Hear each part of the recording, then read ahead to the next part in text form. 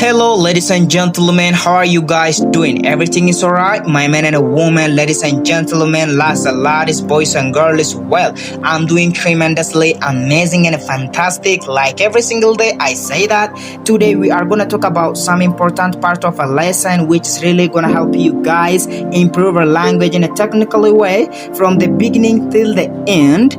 So all my people who's going to be watching this video right now, I don't want you to go anywhere, so stay with us. Baga nagaan gara channel Afaan Oromoo Academy nagaan dhuftani isiniin jedheera. Namoonni channel kana haaraa ta'an please channel kana subscribe, like, share gochuun hiriyoota keessan nuuf dhaqqabsiisaa jecha kallattumaan barattoonni koos namoonni koos hundi keessan gaaffiina gaafachaa turtan afaan ingiliffaa channel irraa barannu nutti ni jechaa turtan. So arra channel afaan ingiliffaa irraa barachuu dandeessan isinitti himaa jechuudha. So channelota afaan ingiliffaa irraa barachuu dandeessan keessaa channel baay'ee bareedaa jaalatamaa namoonni biyya keessaas namoonni biyya alaas channel itti fayyadaman keessaa channel bareedaan Itoophiyaa keessatti argamu keessaa inni guddaa fi inni baay'ee jaalatamaani Maraki English with Abbi kan jedhudha. Maraki English with Abbi ni akkasumas ammoo hordoftoota YouTube irraa 1816 qaba. Akkasumas ammoo TikTok irraa follower yookaan ammoo hordoftoota miliyoona 1.4 qaba. Akkasumas ammoo like miliyoona 16 qaba jechuudha. TikTok irraa YouTube irraa ammoo isinitti meera.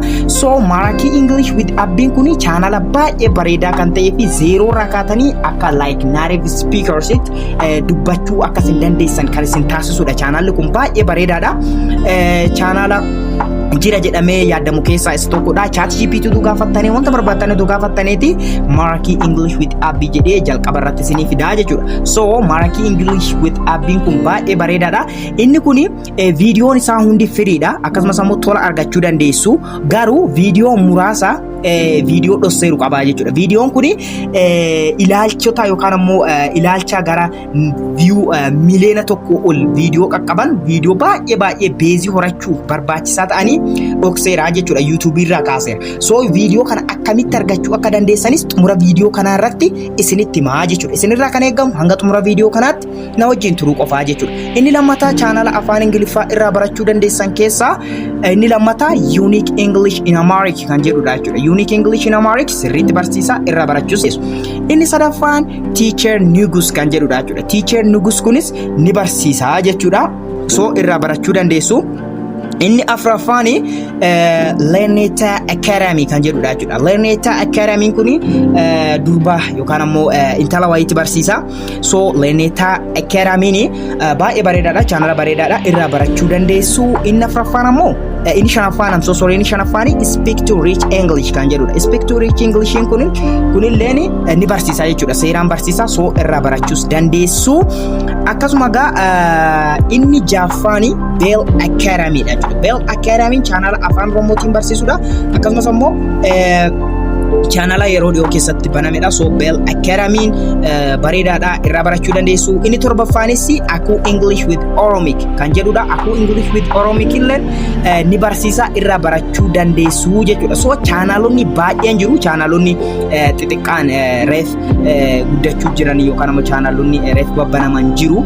Amma TikTok irrallee jiru. Fakkeenyaaf kanneen akka Barannet English kan jedhu. Channelonni baay'een jiru. Garuu channelonni kuni afaan Oromootiin fakkeenyaaf amma asirratti kan isinitti hime keessa afaan Oromootiin kan barsiisu Bell Academy fi Aku English with Oromic kan jedhu barattoota afaan Amaaraan dandeenyee fi isa recommend isiniif godhaa jechuudha. So isarraa barachuu dandeessu jechuudha. So gara isa jalqabaatti yeroo deebine Maraki English with Abbi personally ofii kooti recommend kan isin godhus isa. Akkasumas ammoo channel inni dhossasan akkamitti argachuu dandeenya yoo naan jettane xumura irratti isinitti hime jedhee ture miti. So channel kana yookaan ammoo viidiyoolee inni dhosse viidiyoolee view miliyoonota lakkaaman viidiyoo qabu kana kan inni dhokse kana akkamitti argachuu dandeenya yoo jettan Chrome ta'uu danda'a, Google ta'uu danda'a. Google keessa seentanii Maraki English yookaan ammoo Chrome ta'uu danda'a. Maraki English jettanii yeroo isin barreessitan isinii fida kafaltii muraasa kafaltu.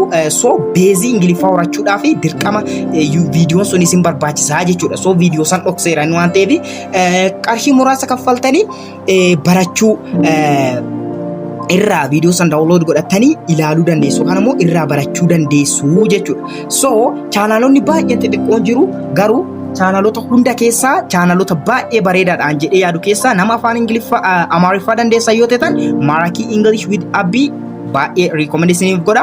Akkasumas immoo afaan Oromoo barattoota dandeessan yoo ta'an immoo Bell Academy fi Aku English with Oromic baay'ee bareedaadha. Akkasumas immoo Baranneet English kan jedhus TikTok irraa barachuu dandeessu. So waan hundaafuu isinitti akka tolee akkasumas immoo laaltanii kan jaalattan koomentii irra naaf kaa'aa gaaffii fi qeeqa yoo qabaattan immoo koomentii irra naaf ka'uu dandeessu.